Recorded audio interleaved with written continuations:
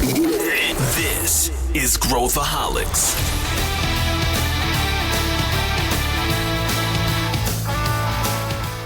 Olá, ouvinte! O meu nome é Clara Bidorini, eu sou Startup Business Development Manager na Amazon Web Services, também conhecida como AWS, e essa é o Deixa Com Elas, uma série de episódios produzida em parceria com a Growthaholics sobre startups e empreendedorismo. E eu serei, de novo, a sua host de hoje para falarmos de investimento. Pois é, né? Depois de toda a nossa trilha vem finalmente o tema de investimento. E para isso, convidei a Carol Morandini, a Paula Restman e a Juliana Pascovitch. Vem com a gente!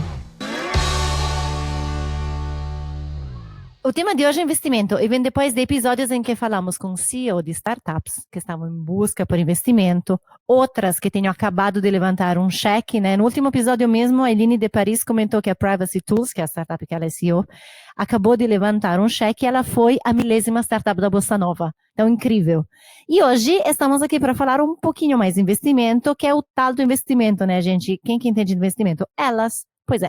Então, quero hoje, né, fazer vocês, ouvintes, entender um pouquinho mais sobre a diferença entre os tipos de investimento que existem, o investimento corporativo, e por essa razão convidei essas mulheres, né, que nos vão ajudar a simplificar todas essas palavras difíceis e entender um pouco mais de como vocês, ouvintes, podem buscar o tal do investimento. Mulherada maravilhosa, se apresentem. Ju, Carol, Paulinha, comecem a se apresentar e depois faço já uma pergunta de como vocês viraram investidoras. Fechou? Então vai. Eu vou começar pela ordem alfabética. Eu sou a Carol Morandini.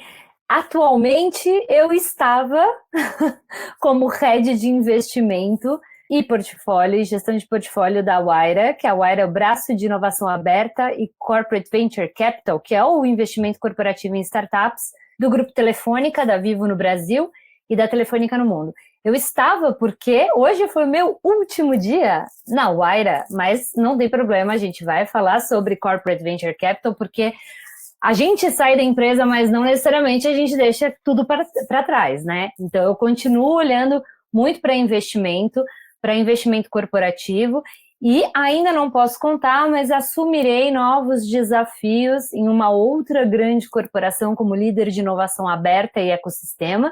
Então, logo mais eu vou poder dar notícias, mas eu sou essa pessoa que vem trabalhando em investimento em startups de forma corporativa, né? Porque a gente tem a Ju que vai contar o lado VC, eu sou o lado CVC, que é o investimento corporativo em startups, desde 2016 na Wayra, e antes disso eu passei por outras iniciativas de inovação aberta e outros tipos de investimento em startups, como Startup Brasil e o InovaBra do Bradesco, que não tinha investimento em si, a parte que eu fazia do trabalho, mas tinha muita conexão dentro da corporação. As titias aqui se conheceram nessa época, né, Carol? Na época do InovaBra, eu já não sei se era 2014 ou 2015, enfim. Foi 16, mulher. Em 16, então tá bom, mas é que, enfim.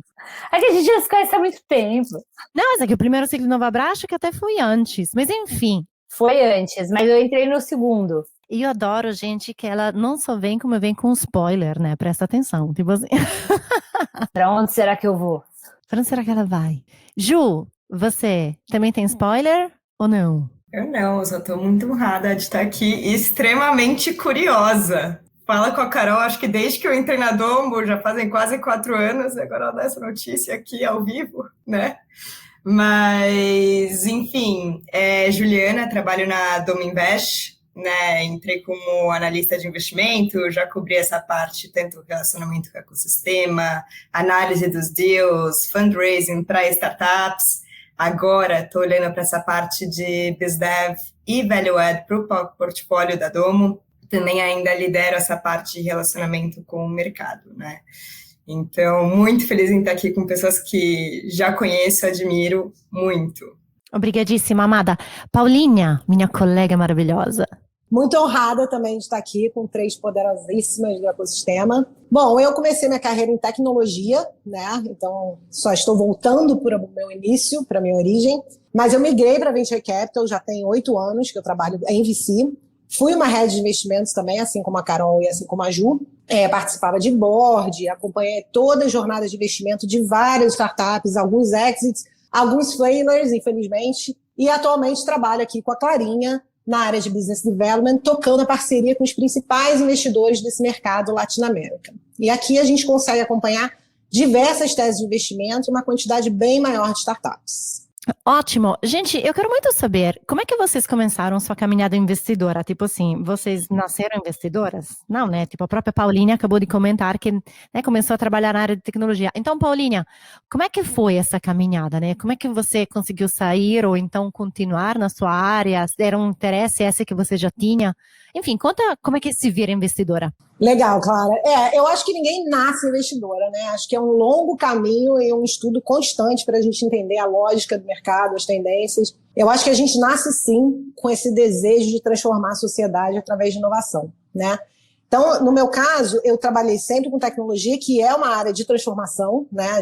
A tecnologia faz com que a gente olhe para os mesmos problemas de formas diferentes. Então, eu comecei assim, e essa jornada foi me mostrando que eu não queria estar nas grandes corporações, né, onde tudo se faz, onde tudo já vem pronto para nós, né? Eu queria estar na ponta, onde de fato a inovação acontece. E aí isso me fez migrar para perto de startups e, com isso, ir para uma visão de investidora para proporcionar esse crescimento e que essas startups, de fato, pudessem se tornar as futuras corporações. Acho que, num summary, num resumo, essa é a minha trajetória até aqui. E Ju, você? Então, eu vim do mercado financeiro, né, diferente. A diferença é que antes eu era do back-office, né, e aos poucos eu fui indo para o front. Então, não nasci investidora, pelo contrário, o amor pelo ecossistema ele foi só crescendo aos poucos. Eu comecei com planejamento estratégico e depois gestão e risco de crédito no Itaú, depois eu fui para Capitalis, virar comercial de crédito. Mas para mim sempre faltava alguma coisa, né? Na verdade. A startup, a empresa, no caso, pegava o crédito comigo, a última coisa que esse empreendedor queria depois era falar comigo, né? Que normalmente ia falar com ele se ele tivesse faltado com alguma parcela. Enfim, eu sentia muita falta desse contato com o empreendedor. Foi aí que eu pesquisei muito quais estratégias dentro do mercado financeiro que eu poderia continuar gerando, né, aquele impacto para a empresa, mesmo depois de ter investido nela. E foi aí que eu descobri, há 4 anos atrás, o Venture Capital, né, que ainda não era tão falado. E eu me apaixonei pelos empreendedores, no caso. Não tem, acho que nada melhor no mercado do que você falar muitas vezes com alguém que é mais inteligente que você naquele assunto, mas ele quer falar com você e quer, enfim, ter essa troca não pela taxa que você vai oferecer, mas, enfim, mas pela troca que vocês dois podem ter, né? Então, acho que essa foi uma das coisas que mais me atraiu e me segura até hoje no Venture Capital. Vou pular aqui, né? Vou pular nessa resposta porque eu acho que eu sou a mais diferente de todas aqui nesse rolê. Eu sou jornalista de formação. Eu não tenho nada a ver com o mundo de investimento. Eu fiz jornalismo e, em determinado momento, eu fui assessora de imprensa e relações públicas de algumas instituições como o Porto Digital, que é o Parque Tecnológico no Recife, o Cietec, uma incubadora que fica no Butantã, ali na USP. Depois eu fui para a assessoria de imprensa de outras partes, e aí eu caí no Startup Brasil, que era o programa do governo, onde eu conheci pessoas fantásticas que foram me trazendo cada vez mais para o mundo de inovação. Só que eu era muito inquieta, eu não queria só ajudar a startup na parte de se comunicar com o público, como olhar o site ou uma identidade visual, não, eu queria saber como é que ele crescia como negócio, como que ele vendia, quais eram as métricas que ele olhava. Eu era muito entrona, assim, eu queria saber realmente as dores da startup, que não era só a parte de comunicação. A parte de comunicação eu podia ajudar muito fácil, mas eu queria aprender. E aí eu acabei caindo na Wayra, o Renato Valente, que hoje está na Iporanga Ventures, me levou para a Wayra, e lá, em determinado momento, ele falou, poxa, você não quer ser scouter, né? Que é um startup hunter, é aquele que busca startup para investir. Eu falei, nossa, será? Ele falou, pô, você é comunicativa, é jornalista de formação, porque vamos lá, né? Quando a gente faz uma análise de startup, que eu acho que a gente vai entrar, o que a gente faz? A gente entrevista a fundo, a gente vai a fundo, a gente pega contradições. E eu comecei a entrar nisso, obviamente que depois eu tive que dar uma estudada em finanças corporativas, uma parte de contabilidade, fui fazer um curso de Private Equity Venture Capital para entender o modus operandi de como trabalhar com isso. E aí, no dia a dia, eu acredito que eu virei investidora como? Fazendo deals. negociando com empreendedores, aí eu não entendia aqueles termos do contrato, ia lá para o jurídico e falava, Jesus, me explica isso daí, porque não sei o que ele está falando. E aí você começa a discutir, e cada contrato é um contrato, cada situação, os termos, aí você vai virando realmente investidor. Eu acho que hoje a gente está num momento muito legal do ecossistema, porque, como a Ju vem de mercado financeiro, ainda que seja diferente, está dentro ali, né, do investimento, está dentro do capital de risco, né? Mas hoje a gente começa a ver pessoas que, eu não digo que elas nasceram investidoras, mas que elas já saem da faculdade querendo ir para o Venture Capital, querendo ir para o Corporate Venture Capital. Então, ela começa a carreira dela como estagiário, analista, e vai crescer naquilo. Mas antigamente a gente não tinha isso. Então, o meu caminho foi tortuoso, né? Foi difícil chegar, mas agora não saio. Gosto demais. Fantástico, já veio trazendo essa terminologia, né? Esse tema que às vezes é um pouco difícil entender todas essas palavras, né? Paulinha, me ajuda, né? Sempre eu tenho uma dúvida, eu pergunto para a Paula. Paula, me ajuda os nossos ouvintes aqui. O que é um fundo de investimento? Por que chama VC? Que objetivo tem? Enfim, como funciona normalmente? Legal, cara. E assim, muito legal ouvir a história das meninas, viu? Dá mais uma empolgada aqui na nossa conversa. Falando um pouquinho de investimento, acho que é importante dar um contexto, né? Investimento sempre existiu, né? O que aconteceu de uns tempos para cá é que a gente, mundialmente, teve uma queda nas nossas taxas de juros, né? Então, o que isso acaba acarretando? A gente tem uma movimentação para a categoria que a gente chama de líquidos, que são investimentos de mais longo prazo, né? Não tem aquela liquidez imediata que tem uma bolsa de valores, por exemplo, mas que podem trazer um retorno muito maior.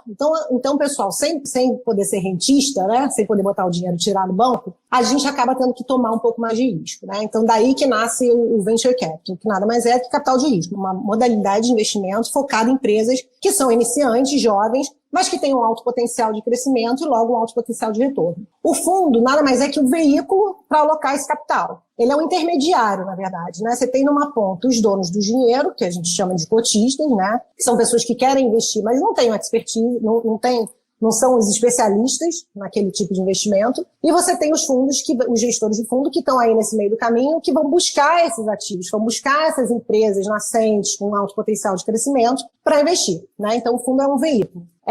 Por que elas têm alto potencial de crescimento? São muitas vezes empresas de tecnologia, né? Então essas empresas, como elas vão crescer a múltiplos de 10 vezes, você botou, para cada R$1 que você bota, você espera tirar pelo menos 10, essas empresas dão muito mais retorno que você pega um dividendo de bolsa, né?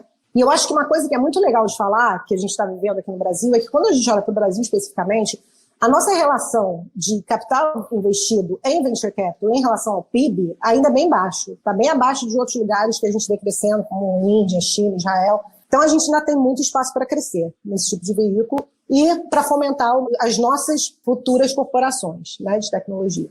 Agora, porque falamos de VC, eu vou, né, introduzir o CVC, o Corporate Venture Capital. Você já falou um pouquinho, Carol, mas conta um pouco para nós, por outro lado, né, o que é esse investimento em startups do lado da corporação?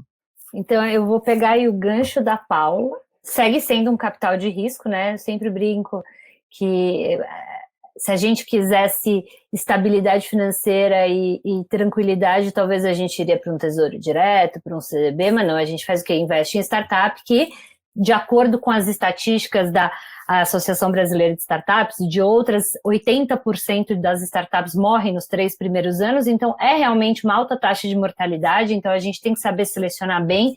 E por que uma corporação faz isso? É exatamente a mesma lógica do capital de risco, só que no caso de um CVC, o capital é da empresa, né? Então a empresa, ela é o investidor daquele fundo, que você pode abrir um fundo e ter como o investidor principal e único a própria corporação, ou você pode fazer investimentos de outras formas, direto, por exemplo, do orçamento, do balanço da empresa nas startups.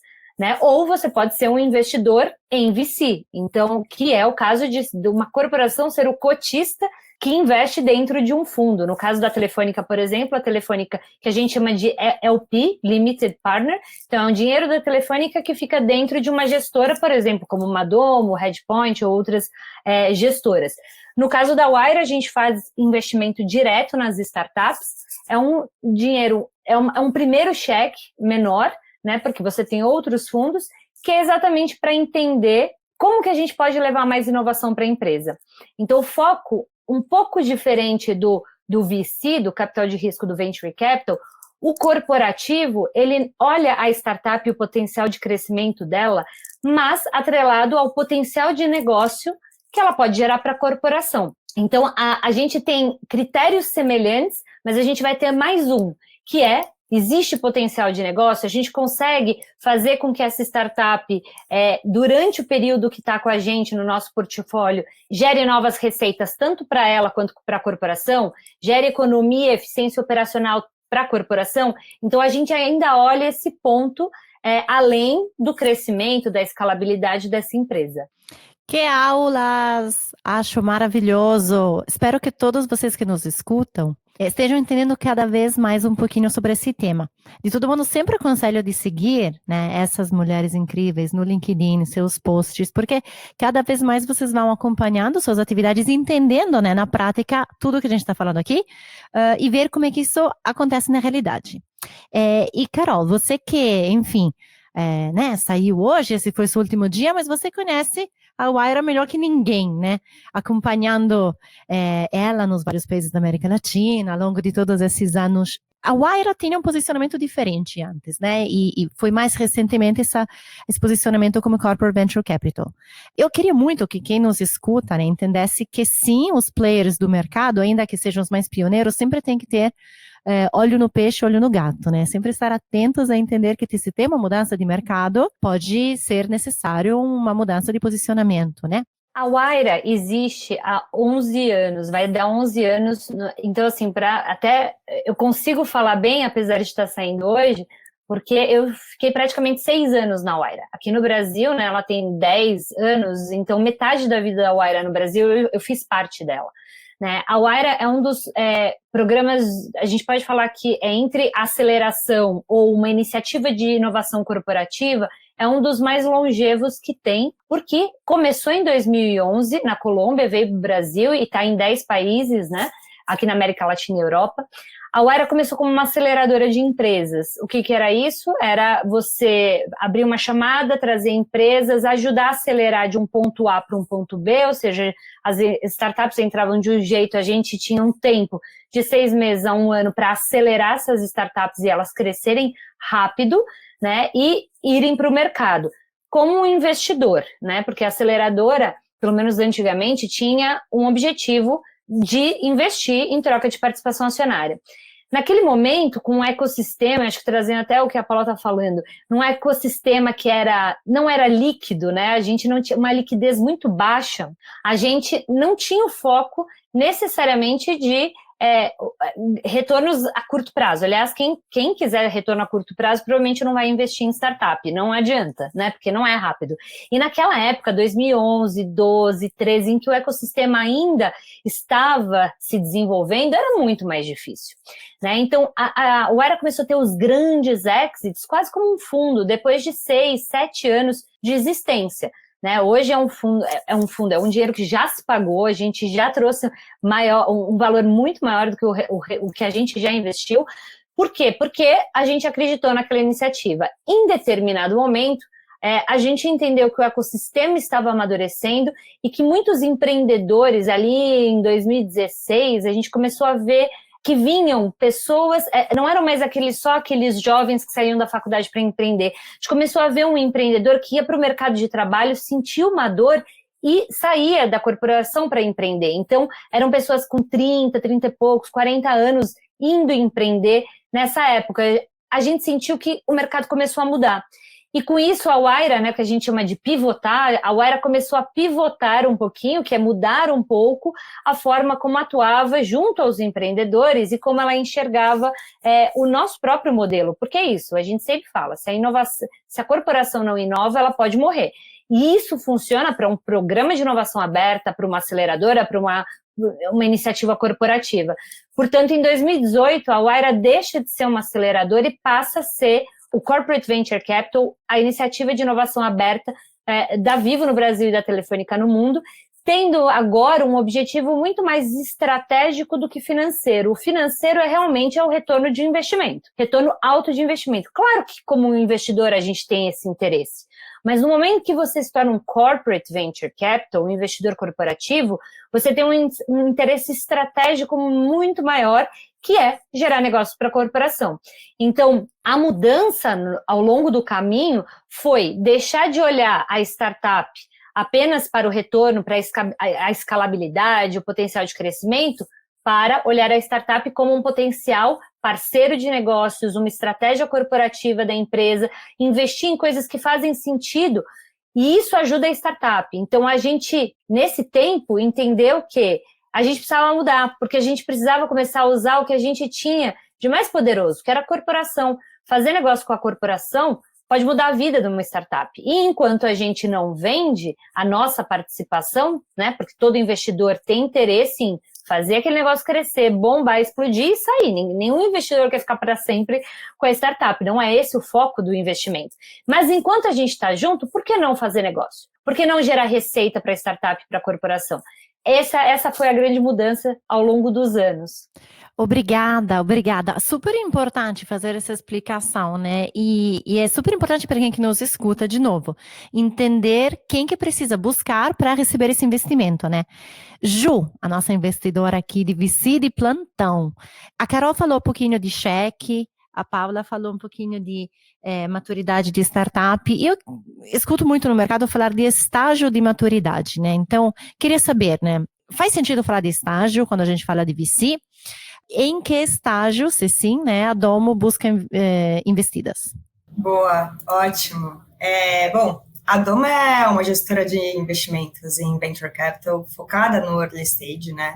E eu gosto de falar que nós temos 2 estágios de entrada diferentes, né? O Pre-Seed e o Seed. Então, sim, faz 100% de sentido falarmos sobre estágios de investimento em Venture Capital. Inclusive, nós temos até um termo chamado Stage Financing, né, que é a forma de captar investimento, respeitando cada estágio da startup, valuation e diluição necessária para cada round, né. Então, claro que cada VC tem sua peculiaridade, muita gente busca certas referências fora do Brasil, mas é muito diferente, né, dependendo da região que você está olhando, Estados Unidos, Brasil e etc. Por aqui, para nós, né, Venture Capitals, normalmente a gente começa a olhar para uma startup a partir do pre-seed, né, que é quando ela está com o MVP ali pronto, está no pré-lançamento, com founders full-time, mais um tech team, e normalmente a principal entrega nesse estágio é mostrar que o produto funciona para os early adopters dele, né, enfim, os primeiros consumidores até. E então, ou seja, né, essa solução ela é pensada para o problema, né, então assim, putz, faz sentido, né, isso que ela está fazendo, esse MVP que a gente chama. Obviamente que ela vai ter muito que avançar, vai pivotar, a gente chama ali, mudar o produto muitas vezes, mas é o primeiro indicativo de sucesso da startup.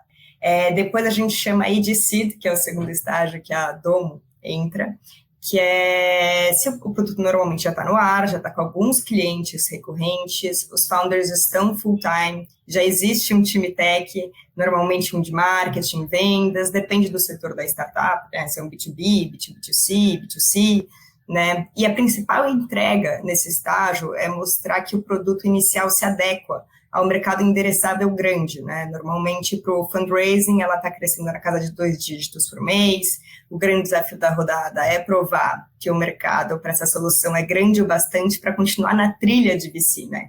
Que a gente chama Series A, B, C, etc.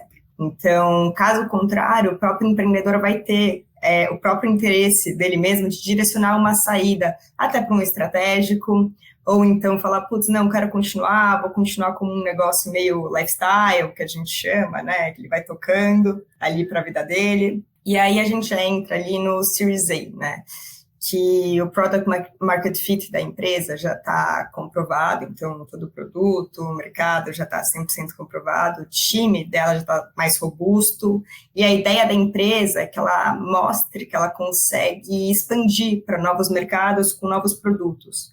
Então, no geral, quanto maior o tamanho da rodada, maior a exigência e também a previsibilidade dos investimentos, né? Já no Series B, né, a startup já está em expansão, né? A ideia é dominar tanto o mercado principal dela e, eventualmente, também expandir. as margens dela também de contribuição e também fazer uma manutenção do crescimento acelerado dela. Normalmente esse growth aí que a gente chama, esse crescimento, em novos mercados acontece tanto com novos produtos ou inorganicamente, com M&As em startups locais. Então, por isso que normalmente quando a gente vê startups de fora vindo para cá, elas adquirem algumas outras, né? E é interessante que o investimento começa também quando a startup é bootstrapped, né? É que a gente não fala, mas quando a startup é bootstrapped, é um investimento, só que de quem, né? O do próprio investidor, ou dos family, friends and fools, né? Que acho que já foi falado, se não me engano, no primeiro episódio, mas também já falamos de investimento anjo no episódio com a Carol Riley, que também é nossa colega na AWS. Então, assim, vocês viram agora, através da fala da Ju, né? Passamos mais ou menos por vários estágios não digo todos, mas por muitos dos estágios em que as startups se enquadram. Paulinha, tenho uma pergunta para você. Consegue nos explicar qual é o risco sobre o retorno nas startups que estão no portfólio de investimento? Você falou há pouco, né, a Carol também, que é um negócio de risco, mas como é? É alto, claro.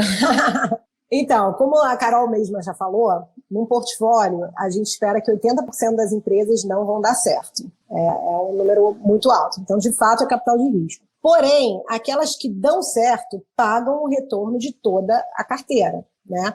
Investimentos que, como a gente também já falou antes, retornam pelo menos 10 vezes o capital colocado, tá? Para você ter ideia, tem estatísticas que dizem que nos Estados Unidos, por exemplo, que é o mercado, por que os Estados Unidos? Porque é o mercado mais maduro em venture capital, que já está nisso há mais tempo, 90% dos fundos de VC não dão performance. Mas aqueles que dão são mais rentáveis que qualquer outra classe de ativo, para você ter ideia, tá?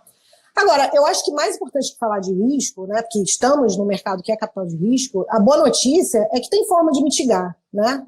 Ainda mais agora, que a gente já está no segundo ciclo. A gente já teve aquela leva de Buscapé, Movile. Então, assim, essas experiências passadas já trazem um pouco mais para a mesa receita de crescimento, né? O que é aquilo que a startup tem que passar, como a Ju falou, respeitar as rodadas, os estágios, entender quem são os investidores que vão estar do seu lado naquele momento, o que você precisa, como fazer uma boa formação de board para você ter o tempo inteiro know-how na mesa que te ajude a entender o seu estágio, como é que você entra no mercado, fazer mentoria com esses second time founders, né, que a gente chama que são os fundadores de startups de segundo ciclo, né, que já tiveram suas saídas brilhantes e hoje em dia tem muitos deles querem retornar para o ecossistema e ajudar. Então, acho que assim, o risco é alto, mas a boa notícia tem cada dia mais formas de mitigar e aumentar, melhorar essa estatística para o lado tanto dos investidores quanto dos empreendedores, né?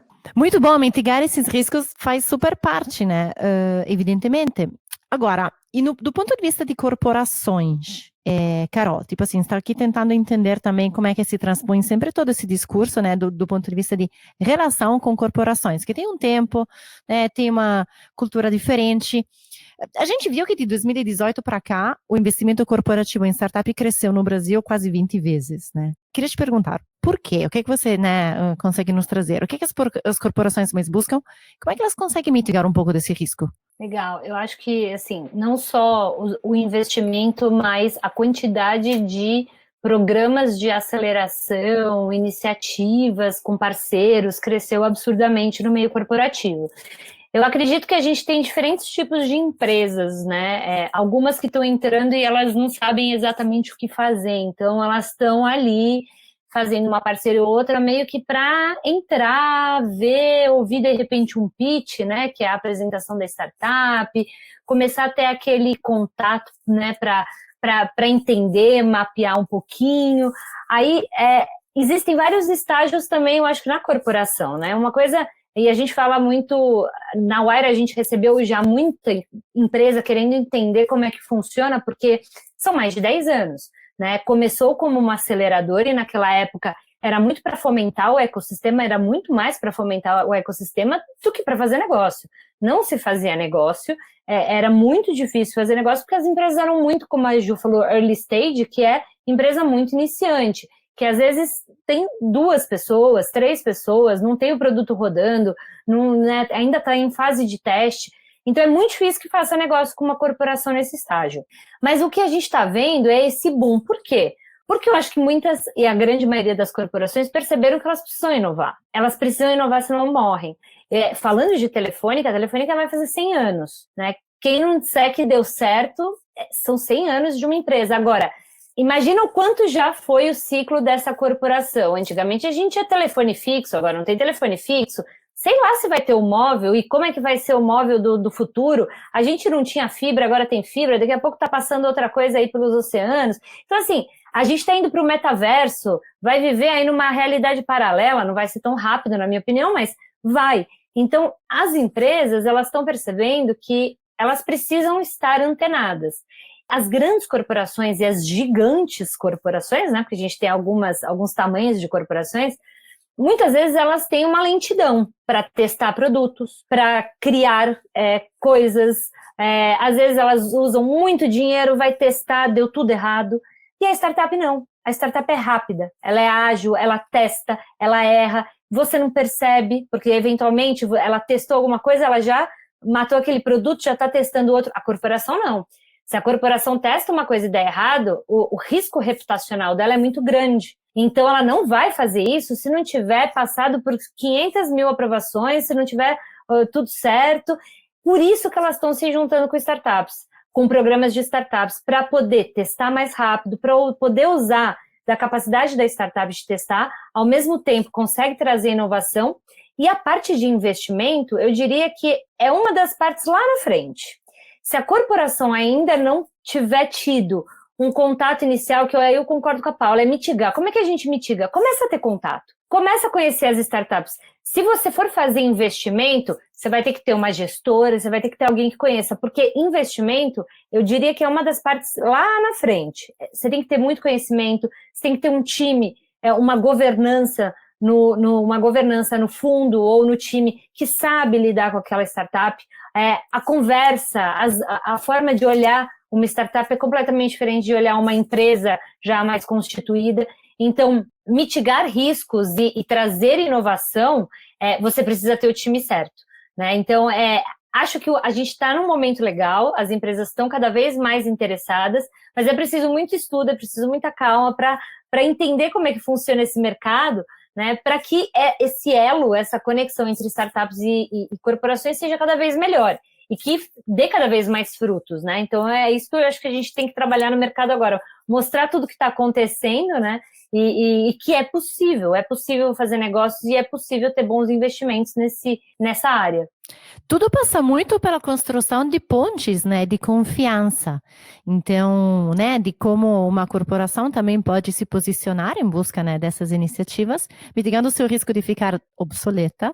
E, por outro lado, também, né, da startup procurar ativamente esses players. A gente conversa, né, com muitas startups que, por vezes, têm até medo de entrar em contato, né, com VCs ou com outros players e isso não pode acontecer dessa forma.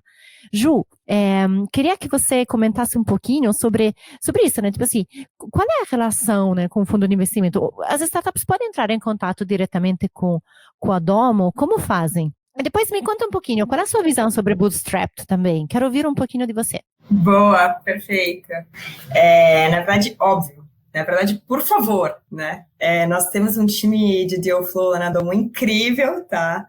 Focado em atender vocês, empreendedores, na página inicial do nosso site, ali, bem no começo, está o nosso formulário de inscrição, e caso você esteja se inscrevendo nele, porque escutou, inclusive, esse podcast, deixa lá marcado, que eles vão responder com mais carinho ainda, tá? Então, nós fazemos questão de responder todos os contatos interessados em empreender também, tá? Então, claro que o ratio de investimento é menos de 1% das startups analisadas, né, que a gente tem ali na nossa base de mais de 16 ou 18 mil startups, depois o Gabriel me corrige, tá? Analisadas, mas a gente acredita que mesmo um bom feedback da nossa parte já é forma de contribuir para o ecossistema, né? E ainda, se você é próximo de algum founder que nós investimos, avisa. Referências de terceiros são sempre boas e, assim, ajudam muito dentro desse processo, né, de investimento, que, querendo ou não, vem muito de um ecossistema de muita confiança, né? Que nem você falou, essa parte de também bootstrapping, que nem eu tinha falado antes. Outra coisa sobre founders, que eu falei que é uma parte de muita confiança, nós vemos, não é que a gente vê com bons olhos, a gente acha super interessante esse skin in the game, que a gente chama, né? Quando normalmente o empreendedor dá lá a pele pelo negócio dele. O próprio founder, que nem eu falei, ele acredita na própria startup e ele investe nela, né? De várias maneiras, né? Valida muito para a gente essa ideia de que ele está empreendendo e não está querendo só ser um funcionário da própria empresa. Óbvio que nem todos conseguem fazer isso e recorrem a investimentos anjos, etc., o que é muito normal, né? Mas muitas vezes a própria forma do empreendedor zerar essa questão, zerar às vezes o salário dos founders, ou mesmo permanecer com salários bem abaixo do mercado que ele receberia, porque querendo ou não, já está com equity bem legal ali da empresa, para viabilizar também os investimentos e recursos em outras áreas, por exemplo, né? Paulinha, então a gente falou de confiança, falamos de skin in the game, mas eu sei que tem uma palavra que muito assusta, que é a palavra valuation de uma empresa. E se alguém que nos está ouvindo, né, está buscando por investimento, está eventualmente pensando de buscar por investimento, essa pessoa precisa se preocupar com valuation? E se sim, como que se faz isso?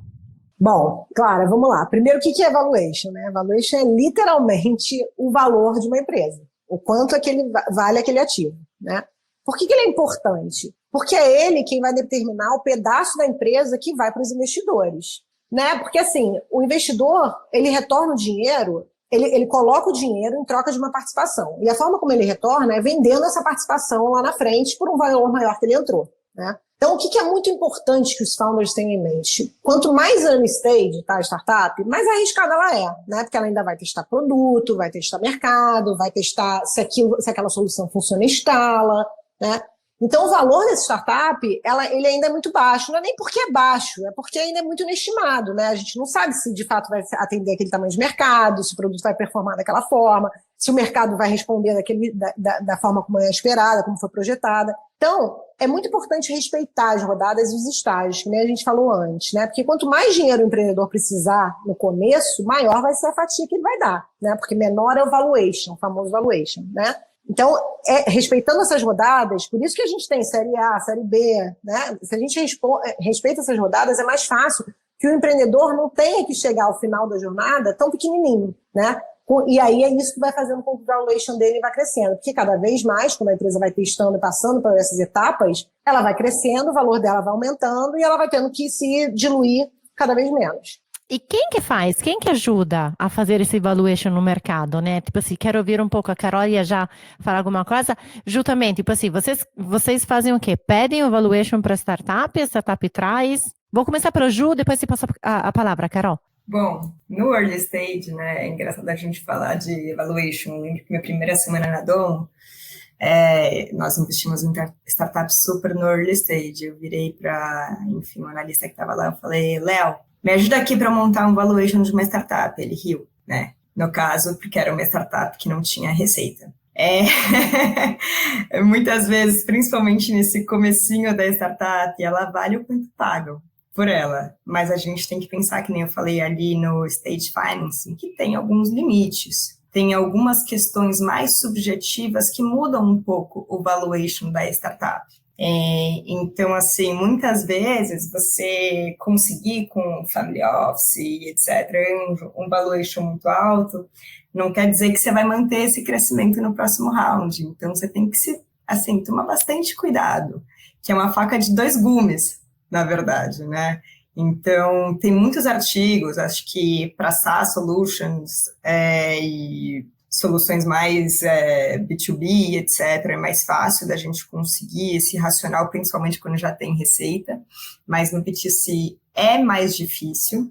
Então, sugiro, né, vocês olharem, tem ali, eu vou até passar depois um texto que eu gosto muito, né, que é do Calacanis, que fala ali do valuation versus a atração da startup, né, o mix deles, o quanto acaba sendo perigoso para o próprio founder, né, um tiro no pé, no caso, ele botar um valuation lá em cima nas principais rodadas e depois ele tem que tomar um down round, que a gente chama, quando ele vai abaixar o valuation numa próxima rodada, principalmente no early stage, porque ele não vale aquilo, né, não tem como uma startup que não tem receita, não tem nada, vale, sei lá, vamos supor, 100 milhões de reais. É aquele negócio que eu falei para você ter um parâmetro de localização.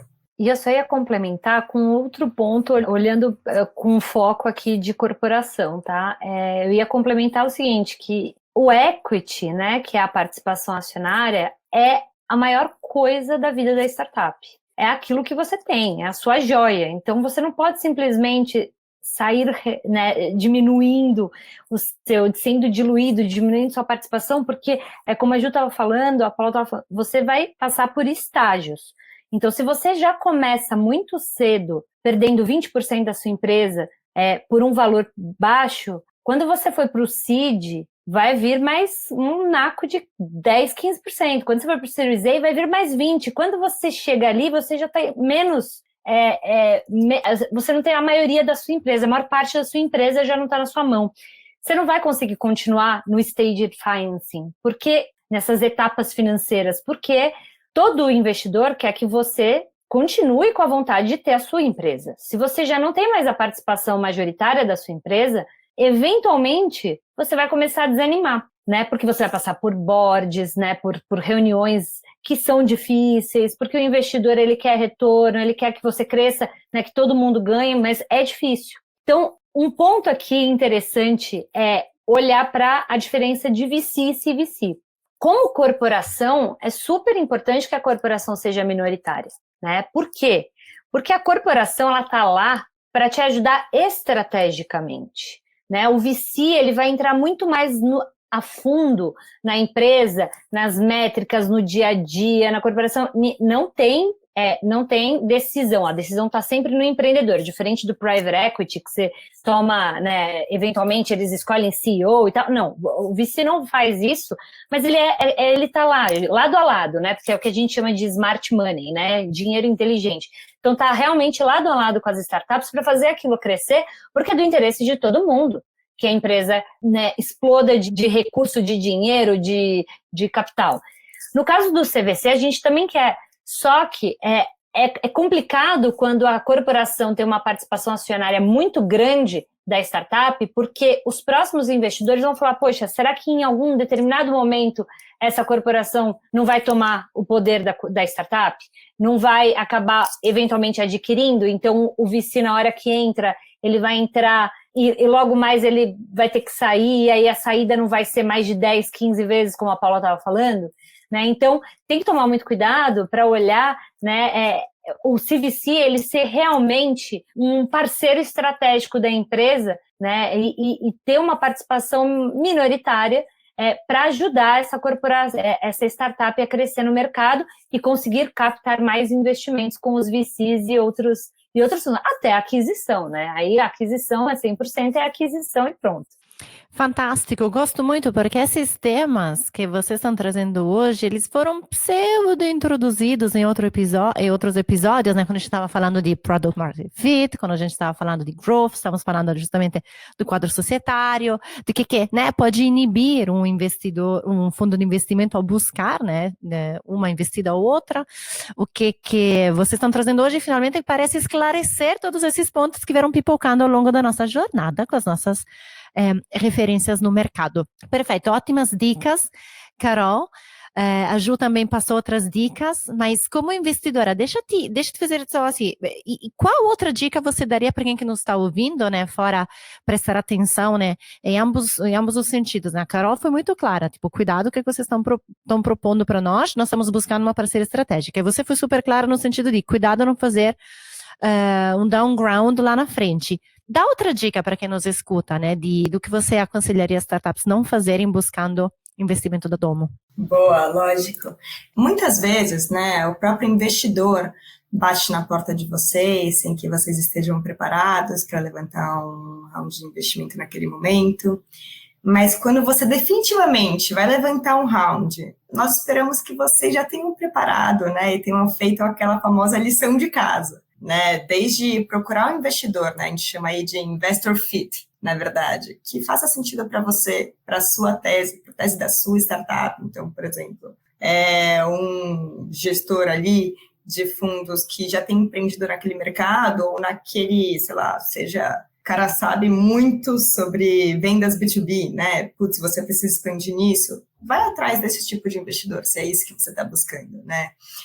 Então, que ele já tenha esse histórico no que você busca, e faça atualização dos seus números, né? Documentos, apresentações, ou seja, pesquise sobre para quem você vai enviar esse deck, estrutura ele, né? Também não acha que um venture capital vai investir em você porque ele vai salvar a sua empresa. Pelo contrário, normalmente a gente investe em startups que estão crescendo, né? Então, lembra também que o processo de fundraising, ele vai demorar um pouco. Eu já vi deals, né, que, ok, desde a primeira conversa até o desembolso do dinheiro, duraram dias, né, principalmente bem early stage. Mas também já vi durar meses. Então, assim, separa pelo menos 6 meses de capital para começar esse roadshow, né? Não vai falar, vou acabar em 1 mês e daqui a 2 meses acabou e é isso, né? Você tem 1 mês para terminar, porque isso até afugenta investidor, né? Então, eu sei que nós não vamos, né, nos aprofundar nesse tema agora, mas se eu pudesse dar uma dica, pense primeiro no quando, né, você vai querer ter esse dinheiro e quanto, né, você pretende levantar e por quê. A gente chama, faça seu business plan, né, porque não tem nada que o investidor goste mais, né, ou investidora, goste mais do que receber um deck, um business plan, uma planilha de uma empreendedora, né, bem estruturada, com ali use of proceeds, ou seja, por que você vai pedir esse dinheiro. Eu acho que, assim, ajuda até na hora da conversa, tá? Então, por favor, se organizem. Fantástica. E, Carol, assim, o mundo corporativo a gente vê que tem mais homens, né, na liderança. Você tem visto formas de também mulheres empreendedoras conseguirem ultrapassar algum viés, de repente, inconsciente que possa ter nesses boards? Como é que você, enquanto investidora corporativa, tem trabalhado e ajudado as mulheres que nos podem, né, também estar ouvindo, a ultrapassar essas barreiras? Se tem. Então, Clara, assim, eu acho que esse ponto é um ponto em construção. O tempo todo a gente precisa, homens e mulheres, pararem em algum momento e falar assim, estou sendo preconceituoso de alguma forma, estou vendo a pessoa pela pessoa, ou a solução pela solução, ou o que eu estou avaliando. Eu acho que a gente precisa mitigar também esses pontos. Precisa tentar trazer cada vez mais deals que tenham homens e mulheres, que tenham diversidade nas empresas. Então, por exemplo, perguntar se dentro do corpo de fundadores ou do corpo diretivo tem mulheres em cargos de liderança nas startups. E nos boards, eu acho que é super importante, e as startups deveriam pedir também, sabe? Falar que gostariam que tivessem mulheres nos boards, porque você tem olhares diferentes. A gente tem ângulos, pontos de vista diferentes. Então, você vai ver, quando tem mulher e homem, você vai ver diferentes formas de cobrar alguma coisa do empreendedor, diferentes formas de acolher um empreendedor ou uma empreendedora. Você vai ver que os dois se complementam. Mas enquanto não tem a maioria, enquanto não tem a igualdade, eu acho que é super importante que a gente peça mesmo, sabe? Fale, poxa, na sua gestora, tem alguma mulher? Porque eu já estou com 2 homens aqui no board, a gente gostaria de trazer uma mulher. Na startup, chegar e falar, poxa, você está com 2 fundadores, obviamente que ninguém vai obrigar a pessoa a ter um terceiro que seja uma mulher, não é isso? Mas você já tem 2, 3 fundadores homens, poxa, você não poderia ter uma CFO ou alguém do C-level, né, dos líderes, que sejam mulheres? Porque, claro, a vida ela não é formatada, um bolo de receita, eu vou fazer dessa forma que tudo vai, né, eu vou atrás. Seria lindo se a gente conseguisse se forçar um pouco mais e parar para pensar, né, em tudo. No evento, estou fazendo um evento, eu estou trazendo todos os pontos de vista, eu estou dando a oportunidade de ter homens e mulheres, então eu acho que é isso que a gente precisa fazer para melhorar. Está em construção, acho que ainda é bastante masculino, mas eu acho que nesses últimos anos, né, principalmente no último ano, essa pauta se tornou super forte no mercado. As pessoas estão tomando um chacoalhão que elas nem imaginavam, e mesmo que elas não gostem, e se elas não gostarem, elas então que aprendam com isso. E façam sem gostar, mas façam, sabe? Porque já não é mais muito aceito não ter a diversidade. já não é mais muito legal, não é muito aceito. Então, se não gostar, engole o choro, engole a raiva e faz, né? De qualquer jeito, a gente vai conseguir ter mais igualdade nesse mercado, porque, gente, né, temos que ter, são mais mulheres no mundo. As mulheres têm faculdade e capacidade, competência tanto quanto. Então, assim, não tem desculpa para não ter, né? Falar que não achou, então procura direito. Vai, Ju, que eu sei que você quer adicionar. Oba, tava aqui doida para vender meu peixinho, né? Inclusive, eu queria ressaltar que mais de 40% das startups, de uma das nossas estratégias, né, tem como founder mulheres, né? E nós gostaríamos cada vez mais de trazer esse número, né, para uma equiparação. Então, founders, venham, por favor, né? Hoje em dia, as mulheres já somam mais de 52% da população do Brasil. E segundo o Crunchbase, né, em 2021, as Femtechs levantaram mais de $1 bilhão pela primeira vez. A Maven, né, levantou cerca de 110 milhões e virou o primeiro unicórnio, né, dentro do segmento. A Flow e a Elvi também são outros exemplos de fundings de sucesso da indústria, né. Hoje em dia, o mercado de saúde feminina é um gigante que não está sendo muito explorado, uma vez que a mulher no Brasil é 75% mais propensa a usar ferramentas digitais para cuidados com a saúde, né? Teve até um estudo de Femtechs da Landscape Report de 2021, que fala que o mercado mundial de saúde da mulher deve atingir até 2027 $1,1 trilhão, né? Então, assim, acho que tem muito a ser estudado, muito a ser investido dentro desse tema. Acho que devemos olhar bem para ele, né? Pelo menos nós na Domo estamos olhando com muito carinho e gostaríamos de receber a startup de vocês. Boa! Boa. Não percam tempo, né? Paulinha, e você? Quer dar alguma dica para quem nos está ouvindo? Assim, fecharmos em chave de ouro? Quero sim, Clara. Primeiro, parabéns aí para as meninas pelas colocações. Eu também acho que a gente não tem mais espaço para ter essa discussão, né? Complementariedade é o que faz as empresas crescerem, então acho que a gente nem deveria mais precisar de ter um debate, e a gente vai debater enquanto precisar, né? Essa que é a verdade. Agora, a dica que eu queria dar pessoal, investimento, já que esse é o tema do nosso podcast, é meio, não é objetivo final, né? Se você está montando uma startup, o foco tem que estar no problema que você está querendo resolver, no produto, na usabilidade, no cliente, no que o mercado está te dizendo. O investimento, ele serve para destravar o crescimento da startup. Mas para isso ela tem que saber onde que ela quer chegar. Não dá para o foco do founder, do grupo de fundadores, da fundadora, do fundador, ser nas rodadas, no quanto de dinheiro, em virar unicórnio, né? E sim, o foco tem que estar no que aquele dinheiro vai viabilizar em termos de plano, né? Acho que essa é a principal mensagem, assim, que investimento é para destravar crescimento. Investimento não pode ser o objetivo final de uma startup, porque isso faz a startup ser fadada a nunca dar dinheiro. E aí ninguém vai querer estar junto, né? Ótimo, Paulinha. Enfim, para os nossos ouvintes, né? Se vocês não se perceberam ainda que o nosso mantra justamente é startup resolve um problema, acho que tem que voltar para trás e escutar de novo todos os nossos episódios. Enfim, é isso que eu tinha para dizer. Muito bem. Mais uma vez a gente chegou a um fim do Deixa Com Elas, e mais uma vez eu queria ficar horas infinitas a falar com essas mulheres, são referência no ecossistema de inovação no Brasil e América Latina. Ju, Carol e Paulinha, foi um prazer estar aqui com vocês hoje. Nossa, nem quero me despedir, mas enfim, obrigada por terem ficado aqui com a gente. Obrigada, Clara. Adoramos também. Muito, muito obrigada pelo convite. E enquanto eu não tenho uma casa oficial, me segue lá no LinkedIn, que logo mais, semana que vem, eu já estou contando para onde eu vou. Maravilha, eu tô muito curiosa. E, gente, obrigada. Que delícia de conversa. E sempre bom estar com vocês. E só mais um encontro nosso, né? Adoro, só mais um, né? É isso que a gente tá falando, só mais um.